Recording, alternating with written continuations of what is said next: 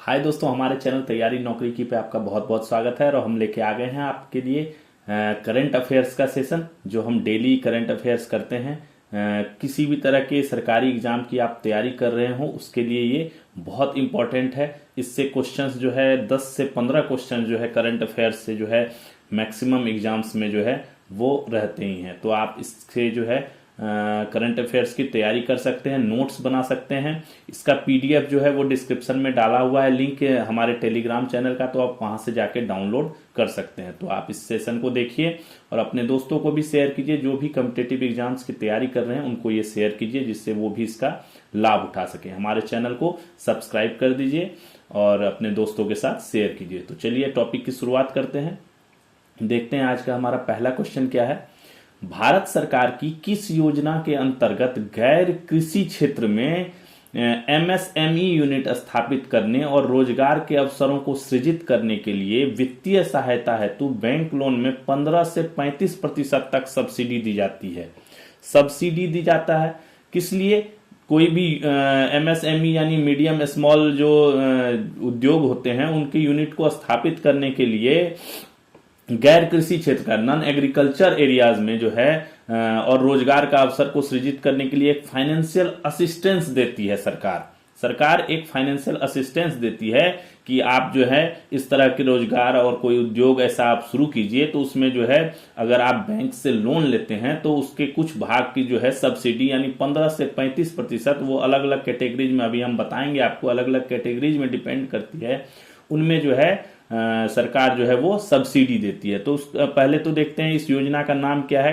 Options देखिए, प्रधानमंत्री रोजगार सहायता कार्यक्रम, प्रधानमंत्री रोजगार सृजन कार्यक्रम, प्रधानमंत्री विकास कार्यक्रम, प्रधानमंत्री वित्तीय सहायता कार्यक्रम।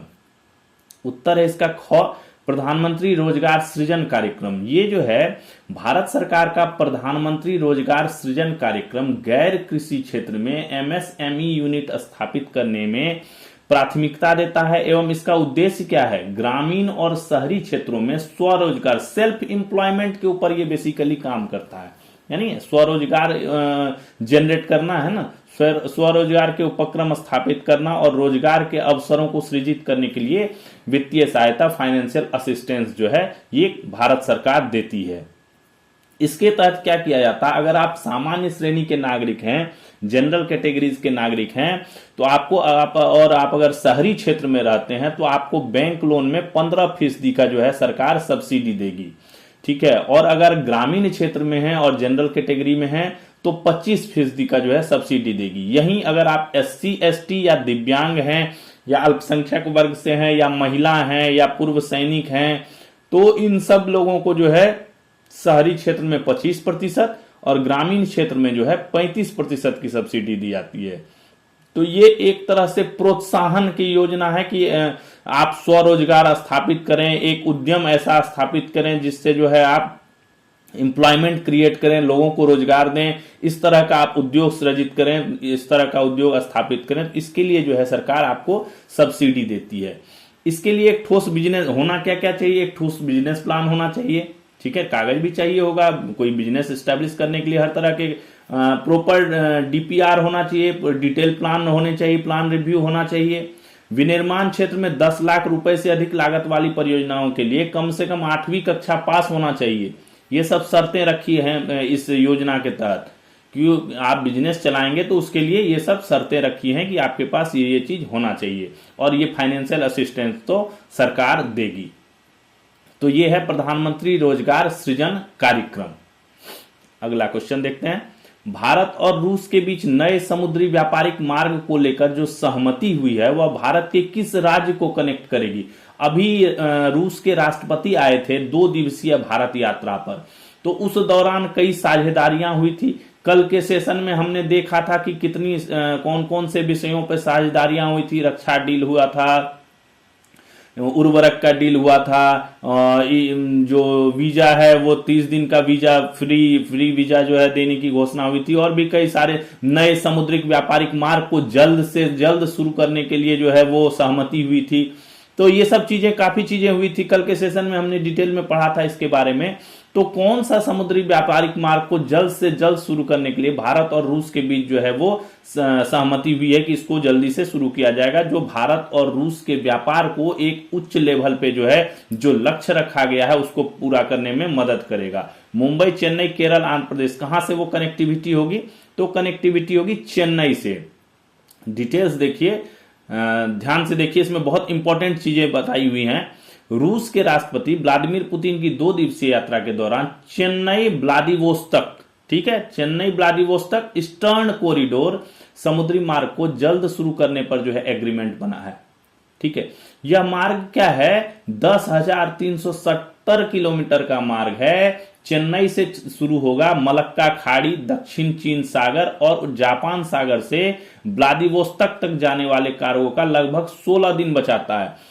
कि अभी जो रूट है, जो ट्रेडिशनल रूट है, पारंपरिक मार्ग जो चलते आ रहा है, वो मार्ग अभी स्वेज नहर वाला है। स्वेज नहर से होते हुए सेंट पीटर्सबर्ग तक चला जाता है। मुंबई से चलती है ये, मुंबई के कांडला बंदरगाह से जो है चलती है, मुंबई से स्वेज नहर से होते हुए सेंट पीटर्सबर्ग चला जाता है, जो कितना किलोमीटर का है? 16,060 किलोमीटर का है। 16,060 किलोमीटर का लग जाता है इसमें लगभग कितना दिन? 40 दिन लग जाता है। काफी समय लग जाता है, 40 दिन। भारत से कोई सामान चला तो 40 दिन बाद जो है वो रूस पहुंचेगा, या रूस से कोई सामान चला तो 40 दिन बाद भारत पहुंचेगा। इस मार्ग से 16,060 किलोमीटर का दूरी तय करता है। अगर ये मार्ग चेन्नई व्लादिवोस्तोक मार्ग जो है वो ईस्टर्न कॉरिडोर शुरू हो जाएगा तो उसकी दूरी हो गई 10,370 किलोमीटर, यानी लगभग 5700 किलोमीटर जो है वो कम हो गया, है ना। और 16 दिन जो है वो भी कम हो गया, लगभग ये 15 से 16 दिन में पहुंच जाएगा। ये 16 दिन और घट जाएगा इसका, है ना, 20 दिन के आसपास में, मैक्सिमम 20 दिन में ये पहुंच जाएगा। तो ये मार्ग फास्टेस्ट मार्ग हो गया। अब ये जो पारंपरिक मार्ग है, ये इसलिए इसको यूज करना नहीं चाह रहे हैं ये, क्योंकि ये जो गाजा युद्ध चल रहा है, ये गाजा युद्ध वाला जो रूट है ये बहुत जोखिम भरा है, लंबा है और महंगा है। जैसे ही ढेज बढ़ेंगे, व्यापार में अगर दिन की वृद्धि होगी तो उसकी महंगाई बढ़ेगी, उस जो सामान जा रहा है उस पर उतना ज्यादा जो है जोड़ा जाएगा, लागत जोड़ी जाएगी, ठीक है ना। जो हमारे देश में सामान आएगी उस पर उतना ज्यादा, उतना जो खर्च हुआ है 40 दिनों का वो जोड़ा जाएगा, तो चीजें महंगी होती हैं। और ये जो है युद्ध के चलते डिस्टर्ब रहता है ये मार्ग जो है। एक दूसरा मार्ग भी यूज हो रहा है, वो है international north south trade corridor, जो है तो बहुत छोटा। ये जो नया मार्ग है चेन्नई व्लादिवोस्तोक, इससे भी बहुत छोटा है, 7200 किलोमीटर का ही मार्ग है ये। लेकिन क्या है, ये मुंबई से चलता है, ईरान और अजरबैजान होते हुए रूस का वोल्गोग्राद जो है वहां तक ये जाता है। लेकिन इसमें क्या है, क्या नाम है अपना, ईरान जो है, ईरान की वजह से ये जो है बहुत तनाव बना रहता है। ईरान के साथ जो है हमेशा झगड़ा लड़ाई सब चलते रहता है ईरान में, तो उसके वजह से जो है यहाँ पे काफी टेंस रहता है इस मार्ग में। इसलिए इस मार्ग को यूज करने से जो है कतराता है भारत, रूस और भी जो उसके रास्ते वाली कंट्रीज हैं, वो इस रूट को यूज करने से कतराता है। International north south trade corridor है तो बहुत छोटा, 7200 किलोमीटर ही है, ठीक है। मुंबई से चलता है, ईरान अजरबैजान के रास्ते से रूस के वोल्गोग्राद जो है वो पहुंच जाता है। जो अपना माल ढुलाई का समय है वो भी घट जाता है, 25-30 दिन कर देता है ये। परंतु सस्ता होने के बावजूद भी यह ईरान की वजह से काफी टेंस्ड इलाका में रहता है ये। अब जो ये नया रूट चेन्नई व्लादिवोस्तोक शुरू होगा, ये जो है भारत का एकदम एकाधिकार रहेगा इस पे। और नया मार्ग शुरू होने से क्या होगा, रूस से भारत को क्या क्या मिलेगा? कच्चा तेल। सबसे इंपॉर्टेंट क्या है? कच्चा तेल। रूस जो है प्रोवाइड कराता है कच्चा तेल, नेचुरल गैस, कोयला, उर्वरक के लिए अभी भी समझौता हुआ है, धातु और अन्य औद्योगिक माल जो है वो आयात करना आसान होगा। और भारत रूस को क्या सब देगा? Machinery, engineering, goods, auto parts, textile, कृषि व समुद्री उत्पाद जो है वो भेज सकता है ना। वस्त्र हो गया, एग्रीकल्चर चीजें हो गई, जो समुद्री उत्पाद है वो सी फूड्स हो गए हैं, सी प्रोडक्ट्स हो गए हैं, वो भेज सकता है इजीली। तो ये मार्ग बहुत व्यापारिक दृष्टिकोण से बहुत अच्छा मार्ग है, इसीलिए इसको जल्द से जल्द शुरू कराने पे जो है एग्रीमेंट हुआ है। भारत, अमेरिका, सऊदी अरब और इजराइल को जोड़ने वाला India middle east Europe economic corridor पर भी काम शुरू हो गया है। ये भी एक कॉरिडोर बनाया जा रहा है, भारत, अमेरिका, सऊदी अरब, इजराइल को जोड़ने वाला है India middle east Europe economic corridor.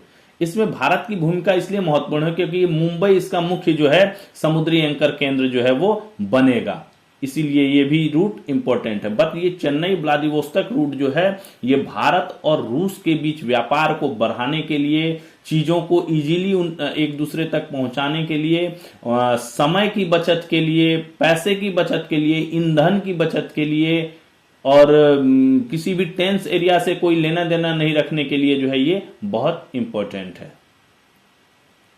अगला, क्रिकेटर हरमनप्रीत कौर को किस बैंक ने अपना ब्रांड एम्बेसडर नियुक्त किया है? Punjab National Bank, Bharatiya State Bank, Punjab एवं Sindh Bank, Bank of India. Cricketer Harmanpreet Kaur हैं, महिला क्रिकेट टीम की कप्तान हरमनप्रीत कौर हैं। इनको किस बैंक ने अपना ब्रांड एम्बेसडर नियुक्त किया है? तो पीएनबी, पंजाब नेशनल बैंक ने क्रिकेटर हरमनप्रीत कौर को अपना ब्रांड एम्बेसडर नियुक्त किया है। बोधि दिवस कब मनाया जाता है? बोधि दिवस, बोध ज्ञान, बोध का मतलब ही हो गया ज्ञान, बोधि दिवस ज्ञान से रिलेटेड है। 7, 9, 8, 10 कब मनाया जाता है? 7 दिसंबर, 9 दिसंबर, 8 दिसंबर, 10 दिसंबर। उत्तर 8 दिसंबर। 8 दिसंबर को क्यों मनाया जाता है? बोधि दिवस किससे संबंधित है? गौतम बुद्ध से संबंधित है।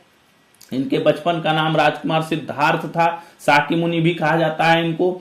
इनको जो है 8 दिसंबर के दिन ही जो है बोध गया में बोधि वृक्ष के नीचे जो है ज्ञान की प्राप्ति हुई थी और वो गौतम बुद्ध बन गए थे। सिद्धार्थ से गौतम बुद्ध बनने की प्रक्रिया जो है बोध गया के बोधि वृक्ष के नीचे जो है इनको ज्ञान की प्राप्ति हुई थी। इस ज्ञान को संस्कृत और पाली भाषा में बोधि के रूप में जाना जाता है। ये जो ज्ञान वर्ड है इसी को जो है बोधि कहा जाता है संस्कृत में और पाली में, ठीक है। यह ज्ञान ही बौद्ध दर्शन की नींव बना, जिसका केंद्र बिंदु संसार और दुख से मुक्ति है। मेन तो यही इन्होंने जो उपदेश दिए थे बुद्ध ने, मेन तो यही था, संसार और दुख से मुक्ति। 4 आर्य सत्य बताया था इन्होंने। 4 आर्य सत्य क्या क्या बताया? जीवन दुख है, दुख तृष्णा निरोध मार्ग, ठीक है, 4 बताया था ना। पहला क्या है? जीवन दुख है। दूसरा क्या था? तृष्णा, दुख का कारण है, कोई रीजन है। तीसरा क्या था? निरोध, दुख का निवारण संभव है, अगर दुख है तो उसका निवारण संभव है। चौथा क्या था? दुख निरोध का मार्ग है, ठीक है, यानी निवारण का जो है दुख निरोध का मार्ग है, एक मार्ग बताया था, ठीक है ना। तो दुख तृष्णा निरोध और मार्ग, यानी दुख निरोध का मार्ग है, जीवन दुख है, दुख का कारण है, दुख का निवारण संभव है, ठीक है। तो ये जो 4 आर्य सत्य बताया था, यही ज्ञान प्राप्ति के बाद यही 4 आर्य सत्य जो है गौतम बुद्ध का जो है बौद्ध दर्शन का जो है सबसे प्रमुख जो ज्ञान है वो यही था, ठीक है, कि जीवन दुख है, दुख का कारण है तृष्णा, यानी दुख का निवारण संभव है, और दुख निरोध का मार्ग है, यानी मार्ग है इसका, ठीक है, दुख को हटाने का मार्ग है। अष्टांगिक मार्ग का भी इन्होंने ज्ञान दिया। अष्टांगिक मार्ग में क्या कहा था? सम्यक दृष्टि, संकल्प, वाणी, कर्म, सम्यक आजीविका, प्रयास, स्मृति और समाधि। ये 8 चीजें, सम्यक दृष्टि हो गया, संकल्प हो गया, सम्यक वाणी हो गया, कर्म हो गया, आजीविका हो गया, प्रयास हो गया, स्मृति और समाधि। ये 8 चीजें जो है अष्टांगिक मार्ग का भी इन्होंने ज्ञान दिया था। तो इन्हीं सब चीजों के कारण जो है ये 8 दिसंबर को इनको ज्ञान प्राप्ति के कारण जो है गौतम बुद्ध को, यानी राजकुमार सिद्धार्थ जो उस दिन के बाद गौतम बुद्ध कहे जाने लगे, उसी कारण ये बोधि दिवस जो है ये मनाया जाता है। बोध गया जो है जो बिहार में है वो यूनेस्को के विश्व धरोहर स्थलों में भी शामिल है। BAPS स्वामी नारायण संस्था द्वारा प्रमुख वर्णी अमृत महोत्सव कहां आयोजित किया गया? BAPS स्वामी नारायण संस्था द्वारा प्रमुख वर्णी अमृत महोत्सव कहां आयोजित किया गया? जयपुर, अहमदाबाद, नई दिल्ली, लखनऊ। अहमदाबाद में, गुजरात में हुआ। BAPS स्वामी नारायण संस्था द्वारा प्रमुख वर्णी अमृत महोत्सव का आयोजन अहमदाबाद में साबरमती नदी के तट पर 7 दिसंबर को इसका आयोजन किया गया। BAPS का फुल फॉर्म होता है क्या? बोचासनवासी अक्षर पुरुषोत्तम स्वामी नारायण संस्थान। स्वामी नारायण के मंदिर आपने देखे होंगे, स्वामी नारायण का मंदिर, अक्षरधाम का मंदिर जो है दिल्ली में अक्षरधाम का मंदिर है वो स्वामी नारायण जी का ही को ही समर्पित है, उन्हीं की मंदिर है। ये संस्था है ये BAPS, बोचासनवासी अक्षर पुरुषोत्तम स्वामी नारायण संस्था जो है BAPS, ये भगवान स्वामी नारायण जो कब से कब 1781 से 1830 इनका ये था कि शिक्षाओं पर आधारित एक वैश्विक हिंदू आध्यात्मिक संस्थान है। एक ये संस्थान है जो हिंदू आध्यात्मिक संस्थान है। स्थापना 1907 में शास्त्री जी महाराज ने की थी और यह वैदिक दर्शन, संस्कृति और सेवा के लिए जानी जाती है। इसके प्रमुख मंदिरों में अक्षरधाम है, आबू धाबी का एक मंदिर है वो भी फेमस है, इसी का है, स्वामी नारायण संस्था का ही है। जब ये स्वामी नारायण जी चले गए उनके बाद जो है शास्त्री जी महाराज थे, ये इन्होंने जो है अपना उसके बाद 1950 में अहमदाबाद में अंबाली वाली पोल के मंदिर में स्वामी महाराज ने जो है बीएपीएस के प्रमुख पद की स्वीकार की थी। ये जो स्वामी महाराज हैं इन्होंने 2016 ईस्वी तक जो है बहुत सारे कार्य किए जिससे सभी संप्रदाय जो है इनको आदर्श मानने लगी। सभी संप्रदायों के लिए इन्होंने जो है अच्छे कार्य किए। और ये स्वामी जी का जो है महाराज, स्वामी महाराज का जो है 7 दिसंबर को इनकी जयंती मनाई जाती है।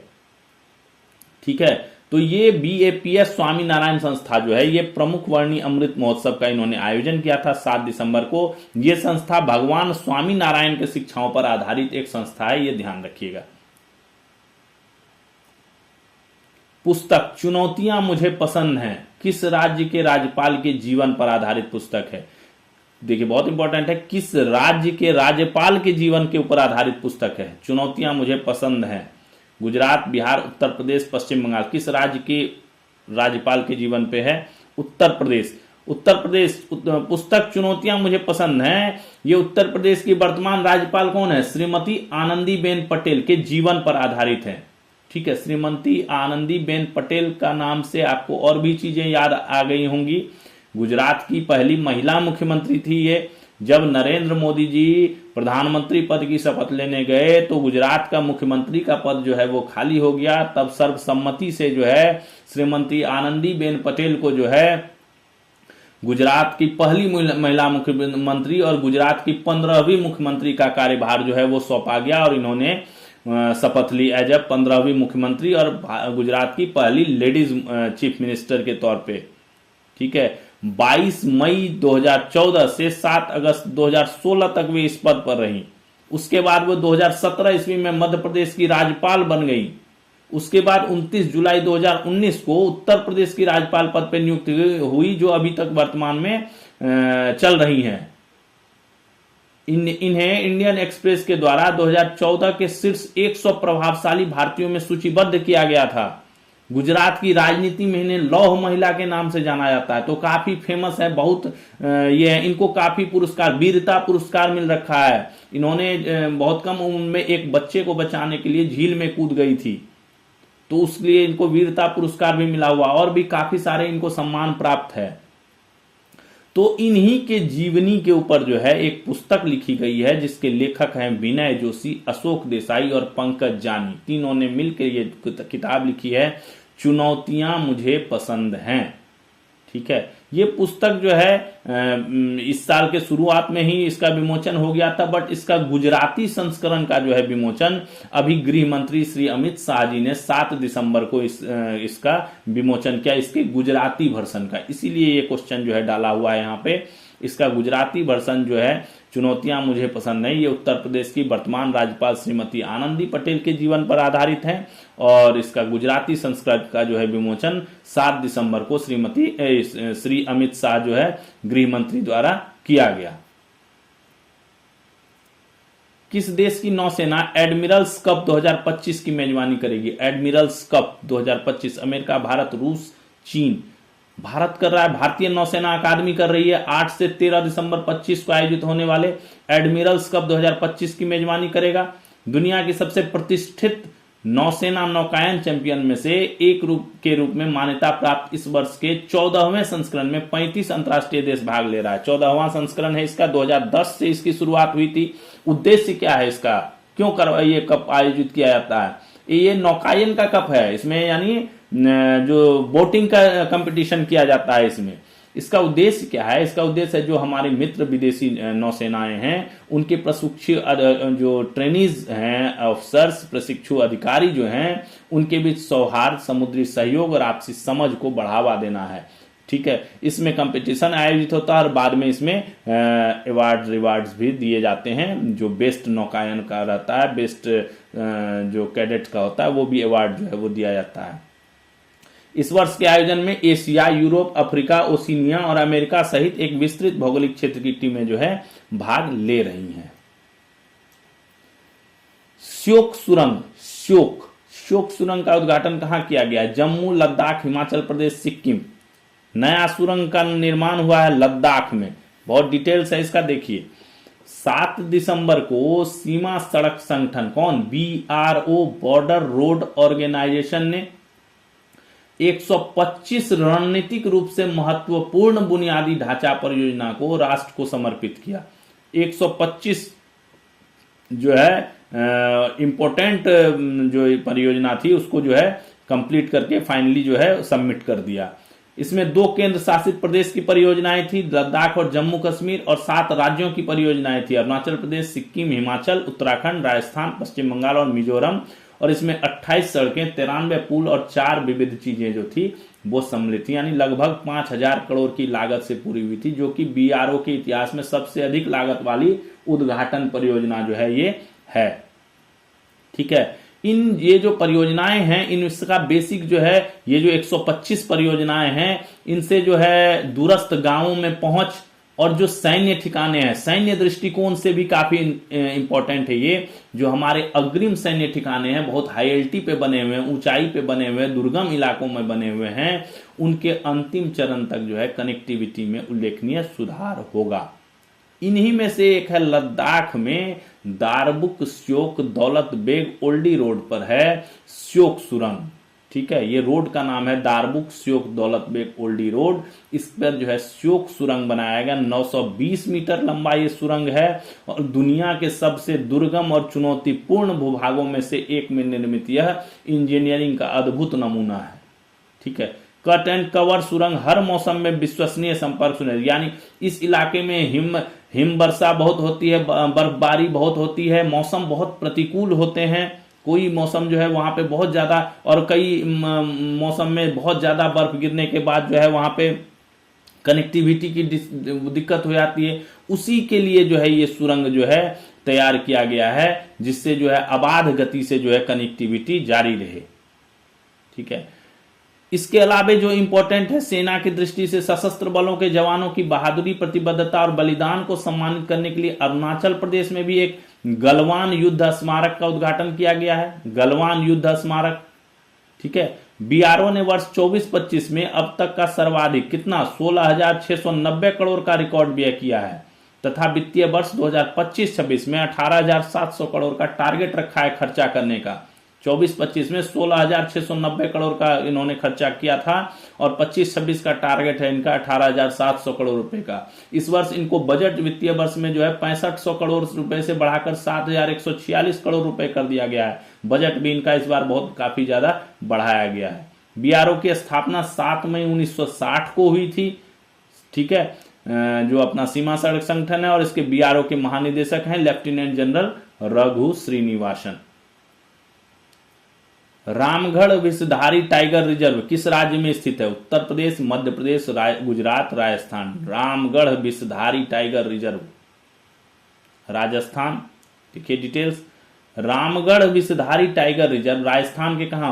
बूंदी जिले में स्थित है। इसका कुल क्षेत्रफल 1501.89 वर्ग किलोमीटर। इसे 16 मई 2022 को टाइगर रिजर्व के रूप में एज ए टाइगर रिजर्व इसको घोषित किया गया। यह राजस्थान के उत्तर पूर्व में स्थित रणथंभौर टाइगर रिजर्व और दक्षिण में स्थित मुखंदरा हिल्स टाइगर रिजर्व को जोड़ने वाला महत्वपूर्ण गलियारा है। ठीक है, इस रिजर्व से चंबल नदी की सहायक नदी मेज नदी भी इसके रिजर्व के बीच से बहती है। इसमें सूखे पर्णपाती वन तथा वृक्षों में कौन? ढोक, खैर, रोज, अमलतास इत्यादि जो है वो अधिक पाए जाते हैं। पशुओं में मुख्य रूप से इसमें यहाँ पर तेंदुआ, भालू, गोल्डन सियार, जंगल कैट, लकड़बग्घा इत्यादि रहते हैं, जो बाघों के लिए उपयुक्त आवास है शिकार के लिए। ठीक है ना। प्रोजेक्ट टाइगर चल रहा है। प्रोजेक्ट टाइगर की शुरुआत कब हुई थी? सबसे पहले वो जानते हैं। प्रोजेक्ट टाइगर 1973 में टाइगर के संरक्षण के लिए जो है प्रोजेक्ट टाइगर की शुरुआत भारत सरकार ने किया था। ठीक है, इस प्रोजेक्ट टाइगर की जो नीतियां हैं उसके अनुसार जो है मध्य प्रदेश में जो है पेंच टाइगर रिजर्व, कहां पे है? मध्य प्रदेश में। पेंच टाइगर रिजर्व मध्य प्रदेश में स्थित है। वहां से एक बाघिन को जो है राजस्थान का जो ये रामगढ़ विषधारी टाइगर रिजर्व है यहां पे शिफ्ट किया जा रहा है। ठीक है, यानी मध्य प्रदेश के पेंच टाइगर रिजर्व से एक जो है बाघिन को वो रामगढ़ विषधारी टाइगर रिजर्व राजस्थान जो है वो शिफ्ट किया जा रहा है। ठीक है, लाया जाएगा। पेंच रिजर्व में 25% टीक के घने जंगल हैं तथा मुख्य जीव में यहाँ पे कौन? बाघ, तेंदुआ, जंगली कुत्ते, भेड़िया, चीतल, सांभर, नीलगाय इत्यादि हैं। इसमें लगभग 350 पक्षियों की प्रजातियां भी मिलती हैं। ये पेंच टाइगर रिजर्व में काफी सारी प्रजातियां यहां पाई जाती हैं। इस बाघ स्थानांतरण से क्या होगा? आनुवांशिक विविधता में सुधार आएगा। जो नए टाइगर रिजर्व है उनको मजबूत किया जाएगा। प्रजनन का जो है, जो टाइगरों का प्रजनन का है उसको भी ध्यान में रख के ये चीज किया गया है। तो ये काफी इंपॉर्टेंट जो है जैव विविधता के लिए जो है काफी इंपॉर्टेंट स्टेप है। द्वितीय विश्व स्वास्थ्य संगठन वैश्विक पारंपरिक चिकित्सा शिखर सम्मेलन का आयोजन कहां किया जाएगा? पंजाब, केरल, नई दिल्ली, राजस्थान। कहां पे होगा आयोजन? नई दिल्ली में होगा। द्वितीय विश्व स्वास्थ्य संगठन वैश्विक पारंपरिक चिकित्सा शिखर सम्मेलन का आयोजन जो है 17 से 19 दिसंबर 25 को नई दिल्ली के भारत मंडपम में इसका आयोजित किया जाएगा। 2023 में जो पहला शिखर सम्मेलन हुआ था उसका आयोजन गुजरात में किया गया था, काफी सफल रहा था वो।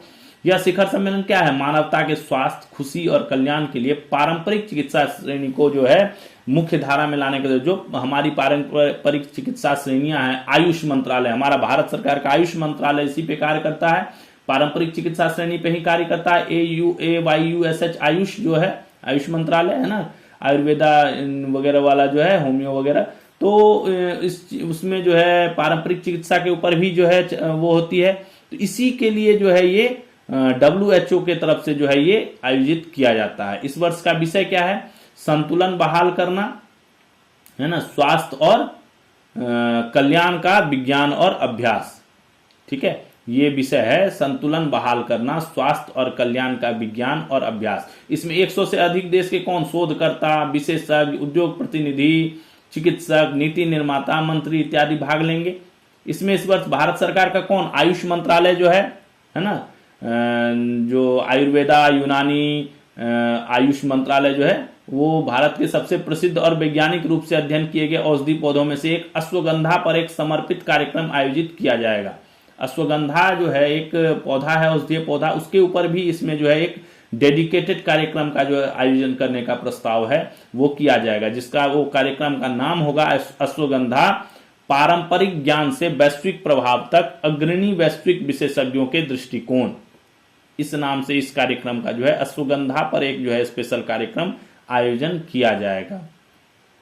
ठीक है, तो ये आयुष मंत्रालय, भारत सरकार का आयुष मंत्रालय जो है इसको ऑर्गेनाइज करवा रहा है और ये 17 से 19 दिसंबर को नई दिल्ली के भारत मंडपम में आयोजित किया जाएगा।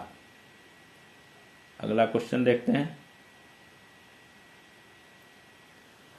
अंतर्राष्ट्रीय भ्रष्टाचार विरोधी दिवस कब मनाया जाता है? 7 दिसंबर, 8 दिसंबर, 9 दिसंबर, 10 दिसंबर। कब मनाया जाता है? 9 दिसंबर को। 9 दिसंबर को अंतर्राष्ट्रीय भ्रष्टाचार विरोधी दिवस मनाया जाता है। संयुक्त राष्ट्र द्वारा 2003 में भ्रष्टाचार विरोधी सम्मेलन के बाद इसकी शुरुआत की गई और उद्देश्य क्या है इसका? भ्रष्टाचार के खिलाफ जागरूकता बढ़ाना, ट्रांसपेरेंसी बढ़ाना, लोगों को जवाबदेही इसके लिए बढ़ाने के लिए जो है वो जागरूक करना, ये सब है अंतर्राष्ट्रीय भ्रष्टाचार विरोधी दिवस का मूल उद्देश्य। ये 9 दिसंबर को हर वर्ष जो है मनाया जाता है।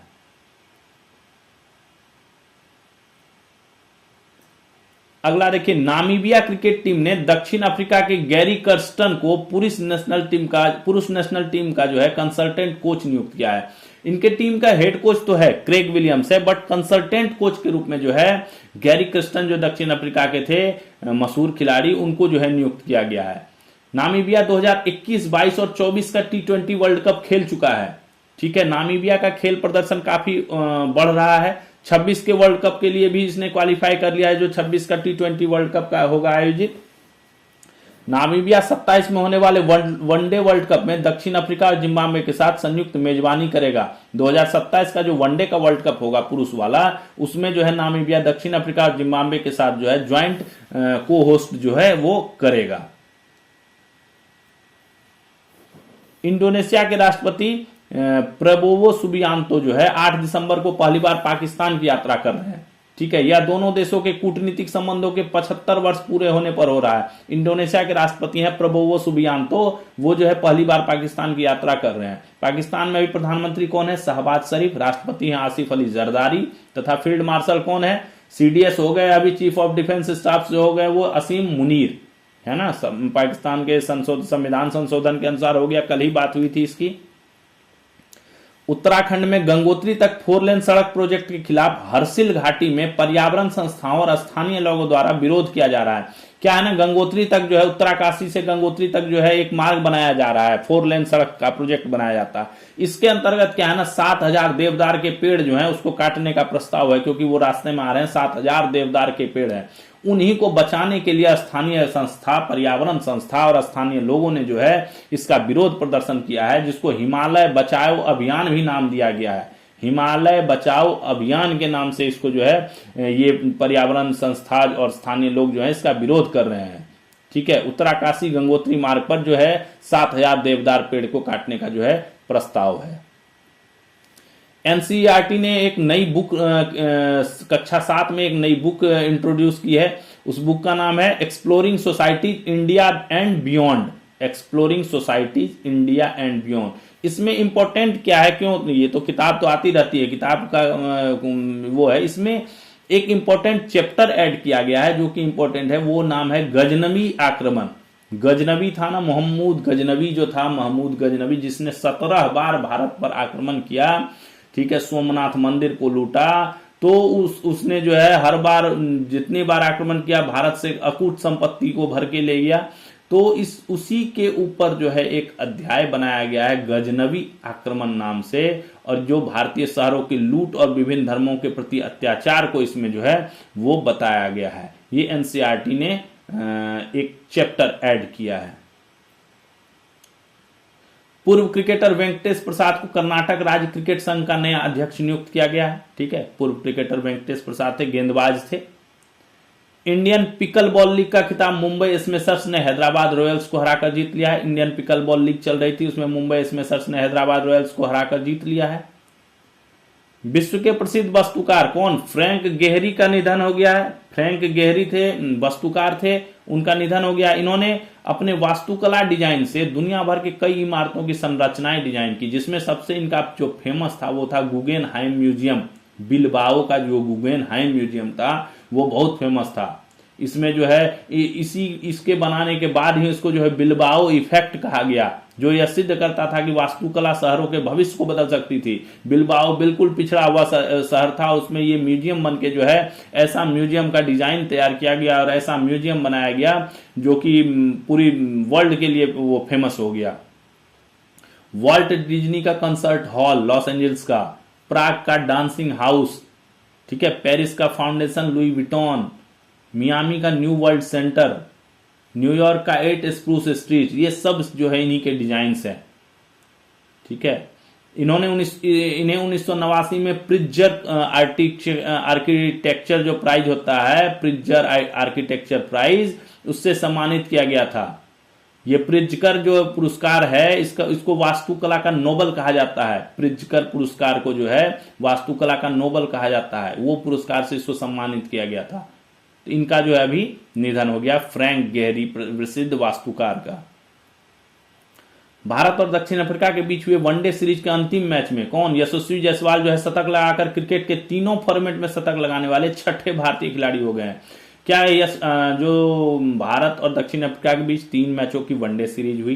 पहला मैच जो है वो भारत ने जीत लिया, दूसरा मैच भारत हार गया और तीसरा मैच फिर जो है वो भारत ने जीत लिया। तो 3 मैचों की सीरीज जो है भारत ने 2-1 से जीत ली। ठीक है, इसमें जो लास्ट मैच हुआ, तीसरा मैच, उसमें जो है यशस्वी जायसवाल ने शतक बनाया और वो शतक लगाने के बाद वो तीनों फॉर्मेट जो भारत क्रिकेट का तीनों फॉर्मेट होता है, कौन कौन? वनडे, T20 और टेस्ट मैच, ये तीनों फॉर्मेट में शतक लगाने वाले वे छठे भारतीय हो गए। इससे पहले ये काम जो है सुरेश रैना ने कर रखा है, रोहित शर्मा ने कर रखा है, केएल राहुल ने कर रखा है, विराट कोहली ने कर रखा है और शुभमन गिल ने ये कारनामा कर रखा है। इन पांचों ने भी जो है पहले से जो है तीनों फॉर्मेट में शतक लगा रखा था। अब यशस्वी जायसवाल जो है ये छठे भारतीय हो गए हैं। यशस्वी जायसवाल का अभी टेस्ट में 7 शतक है, वनडे में 1 शतक है और T20 में भी इसका 1 शतक है।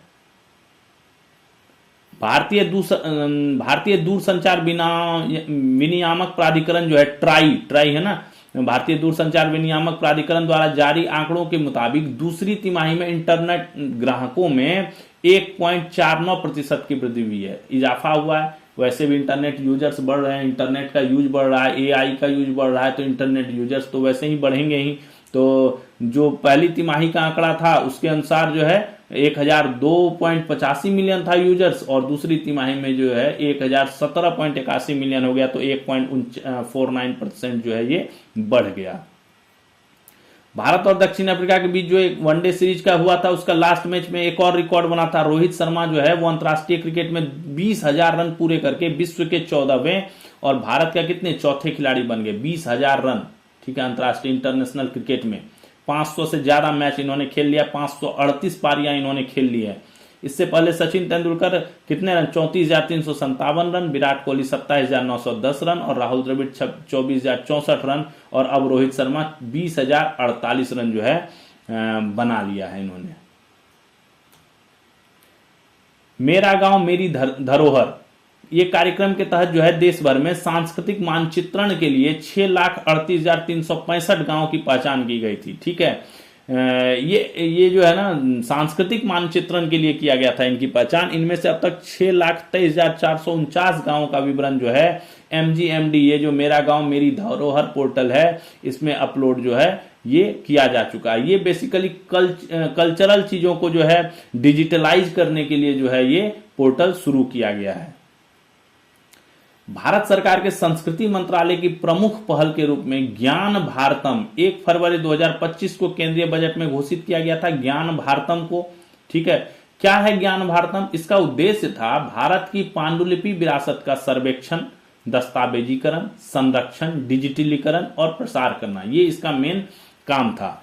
इस पहल में 1 करोड़ से अधिक पांडुलिपियों को कवर करने के लिए शैक्षणिक संस्थानों, संग्रहालयों, पुस्तकालयों और निजी संग्रहकर्ताओं के साथ सहयोग की परिकल्पना की गई है, जबकि पहुंच और वैश्विक पहुंच सुनिश्चित करने के लिए उन्नत प्रौद्योगिकी और आर्टिफिशियल इंटेलिजेंस द्वारा समर्पित एक राष्ट्रीय डिजिटल रिपोजिटरी की स्थापना की गई है।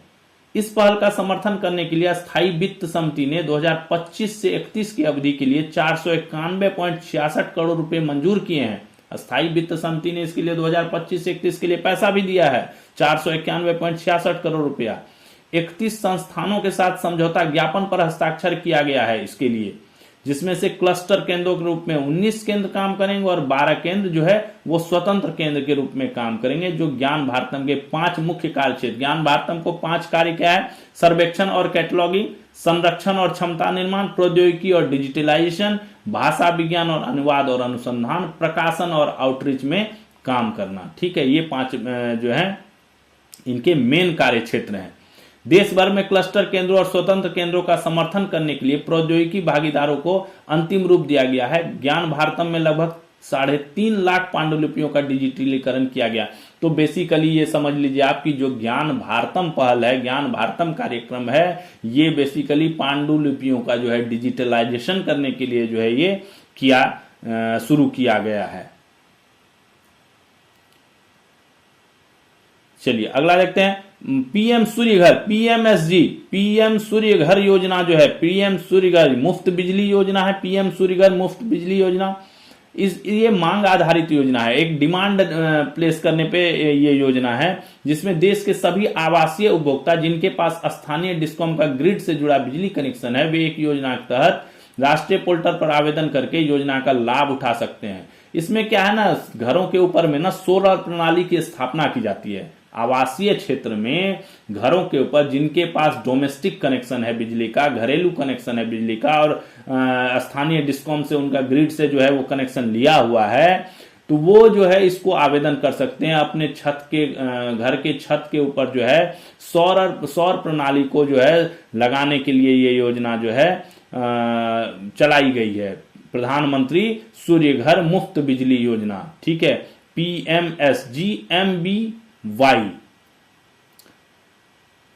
स्थापना लक्ष्य के मुकाबले कुल 23,96,497 घरों में रूफटॉप और प्रणाली स्थापित की गई है, जो लक्ष्य का लगभग 23.96, जो टारगेट रखा गया था उसके मुकाबले जो है 23.96% काम जो है अभी तक हो गया है। रूफटॉप सौर प्रणाली जो है स्थापित कर दी गई है 23,96,497 घरों के रूफटॉप पर। लोक शिकायतों के निवारण और सेवा वितरण में सुधार के लिए राष्ट्रव्यापी अभियान क्या? प्रशासन गांव की ओर 19 से 25 दिसंबर तक भारत के सभी जिलों, राज्यों और केंद्र शासित प्रदेश में आयोजित किया जाएगा।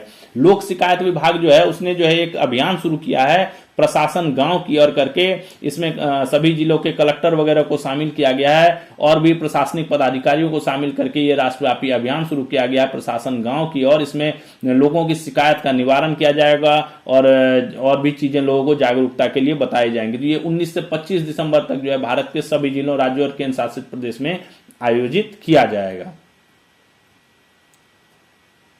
तो ये था हमारा आज का सेशन। दोस्तों, आपको आज का सेशन कैसा लगा कमेंट में जरूर बताइए, और आप इसका जो है PDF डाउनलोड कर लीजिए। अपना डिस्क्रिप्शन में लिंक दिया हुआ है इंस्टाग्राम नहीं, टेलीग्राम चैनल का, और टेलीग्राम पे जाके जो है आप लिंक डाउनलोड कर लीजिए, हमारे चैनल से जुड़ जाइए। वहाँ आपको सभी दिन के PDF जो है आपको जो है मिल जाएंगे। आप डेट वाइज वहाँ से डाउनलोड कर सकते हैं और उससे जो है नोट्स बना सकते हैं। PDF जो है नोट्स बनाने में काफ़ी इंपॉर्टेंट होगा। और हमारे चैनल को इसी तरह लाइक सब्सक्राइब करिए और अपने दोस्तों को शेयर कीजिए, जो भी कंपटीशन की तैयारी कर रहे हैं उनको शेयर कीजिए। और आप कंटेंट में कुछ सुधार चाहते हैं तो वो सजेशन में आप लिख सकते हैं, कमेंट्स में आप लिख दीजिए कि कुछ सुधार चाहते हैं, किसी स्पेशल टॉपिक पे आप चाहते हैं कि उस टॉपिक पे वीडियो आपको चाहिए, तो वो भी आप कमेंट्स में लिख सकते हैं कि इस टॉपिक पे जो है वीडियो बनाए, तो हम उसके जो है कंटेंट को पूरा जो है खोज करके और पूरा फिल्टर करके जो है आपके लिए कंटेंट जो है हम ले आएंगे। तो तब तक थैंक्स फॉर वाचिंग। अपनी एग्जाम्स की तैयारी जारी रखिए और हम आपकी उसमें हेल्प करते रहेंगे। तो थैंक्स फॉर वाचिंग तैयारी नौकरी की। मिलते हैं कल फिर नए सेशन के साथ, तब तक के लिए जय हिंद।